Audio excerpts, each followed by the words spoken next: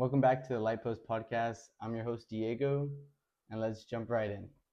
Simple question, but what is the key to getting the perfect cast in fishing, or to get the perfect serve in tennis, or to get a swish in basketball? Well, what is the key really to doing anything? Well, I would say it's focus. And so today's lesson is going to be over the reward of focus. So, to further describe this, let's talk about basketball. So imagine that you're shooting a basketball, no distractions, complete focus, and you're just shooting them in one after another. They're going to be going in, right? Now imagine the exact same scenario, but this time your best friend's there and he's talking to you. You know exactly where the rim is at, but he's just talking to you and you're having a conversation, and he's like, shoot the ball, right? But he's like, but don't look at the hoop. I know you know where it's at. And so you're shooting and you can't seem to make it for your life because you're not fully focused on the rim. You know where it's at, but you're not focused, so you're not making it, right? So let's apply that knowledge to this.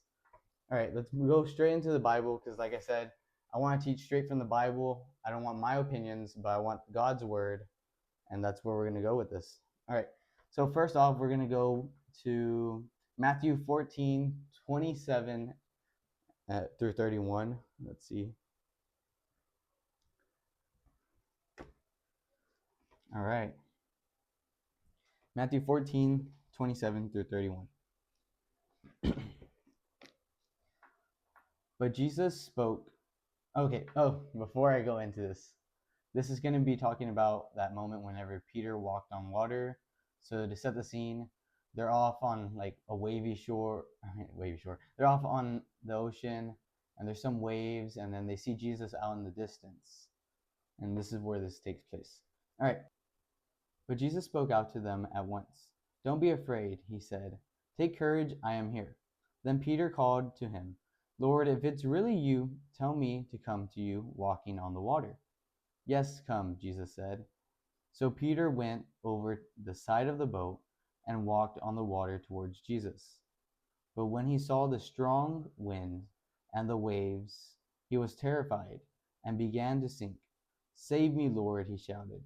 Jesus immediately reached out his hand and grabbed him. You have so little faith, Jesus said. Why did you doubt me? Now, first thought that comes to my mind is, you have so little faith?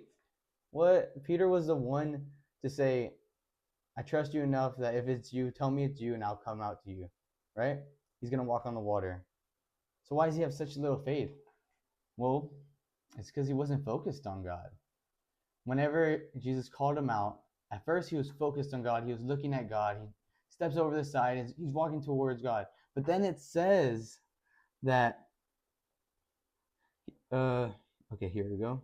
So Peter went over the side of the boat. He walked on the water towards Jesus. But when he saw the strong wind, so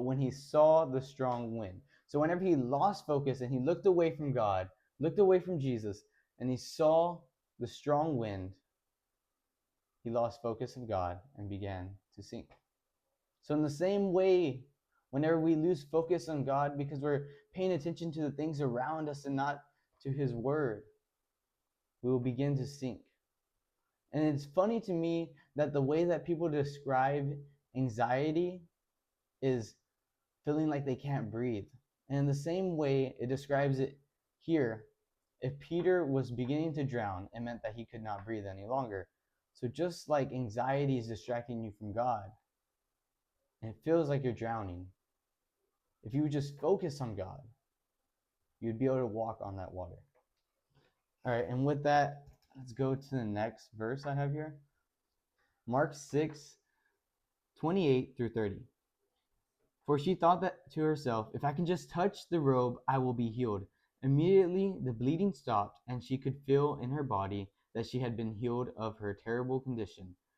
Jesus realized at once that the healing power had gone out of him. So he turned around to the crowd and asked, who touched my robe? So we can understand this woman had been dealing with a blood disease for 12 years. And she had spent every bit of money that she had on trying to cure it. And she hears of this man who can instantly heal her. And she knows without a doubt in her spirit that she can just touch the hem of his robe, she'll be healed because of her faith and because of her focus. And how am I going to tie this back to focus? Well, what I want to say is Jesus was a very popular man of his time. And so there's always a big crowd around him trying to be healed by him, trying to hear his message, trying to hear his word. And so it would be very hard for someone to talk to Jesus, to touch Jesus, to come near Jesus. But because of her focus on Jesus, in this giant crowd, she focused on Jesus. And I can't tell you exactly what she did to get through the crowd, because it doesn't tell me that in the Bible. But what it does tell us is that she got to Jesus, and he rewarded her focus with healing. And so if you would just focus on God, he will reward you. So what's the opposite of focus? It's distraction. And for me, my distraction is social media, specifically scrolling on Instagram. I had fallen into doom scrolling. And I do so whenever I'm feeling overwhelmed, have anxiety, or stressed. But what I should be doing is going to the Word, because doom scrolling isn't going to help me in any way. It just distracts me. But if I focus on God, focus on His Word, that is where I'll find my healing. That is where I'll find peace.